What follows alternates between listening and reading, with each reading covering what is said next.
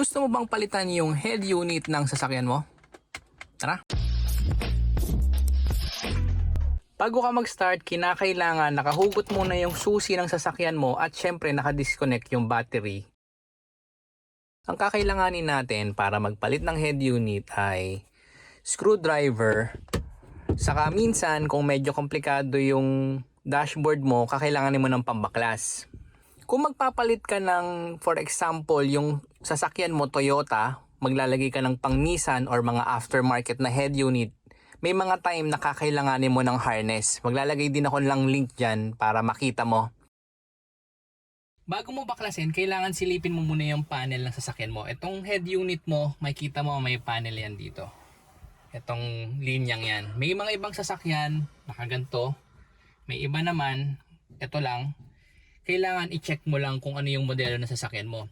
Once na-check mo, ito, minsan may mga screw, tanggalin mo lang yung mga nakalagay dito. Pero itong unit natin, Avanza, walang screw to. So gagawin mo lang, huhugutin mo lang to diretso. May konting persa, saka tutunog lang yan.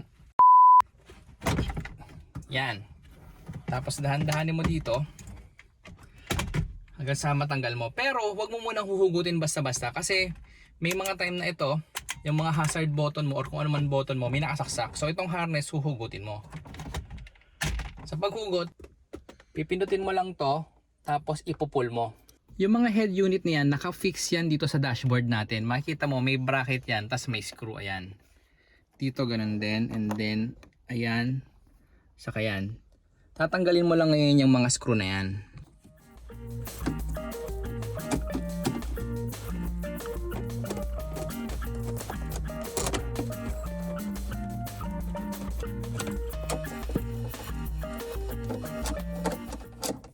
Once natanggal mo na yung mga screw na yan, pwede mo nang angatin yung head unit mo.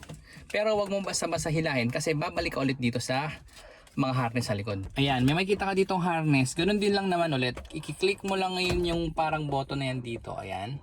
Tapos ipupull mo. May mga time na mahigpit siya.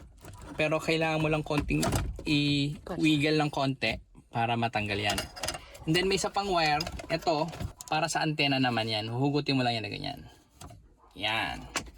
Mapapansin mo ngayon dito sa harness natin, merong dalawang ganyan, meron din isa. So ito aftermarket na kasi to. Ito yung original socket ng Toyota. So since Toyota ikakabit ko, Toyota socket din lang ang kakailanganin ko. So hindi ko nakakailanganin itong aftermarket na to.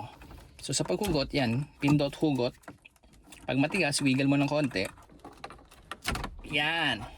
Ngayon, tong bracket na to, tatanggalin mo ngayon to, tong dalawa. Yan. Kasi ito yung magko-connect sa head unit mo papunta sa dashboard. So, kailangan lagay mo ngayon to sa bagong head unit mo. Pag nakabit mo na yung bracket, panahon na para ikabit ngayon sa dashboard yung head unit.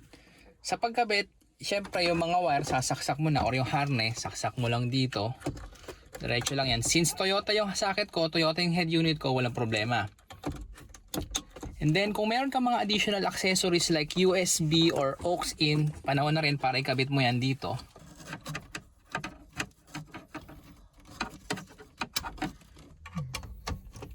Once okay na yung mga harness, i-screw na natin to.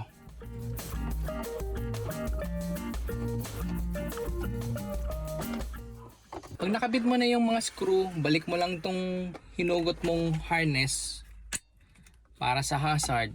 At sa pagbalik nito, ipupush mo lang siya.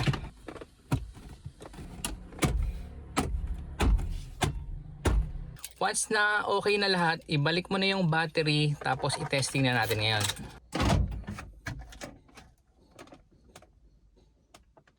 Maka-copyright tayo. At ganun lang kadali magpalit ng head unit ng sasakyan natin. Kung may mali ako nasabi or may additional input ka, i-comment mo lang sa baba para makatulong pa tayo sa ibang viewers natin. At yun, hanggang dito na lang muna ako. Kita tayo sa susunod kong video. Paalam.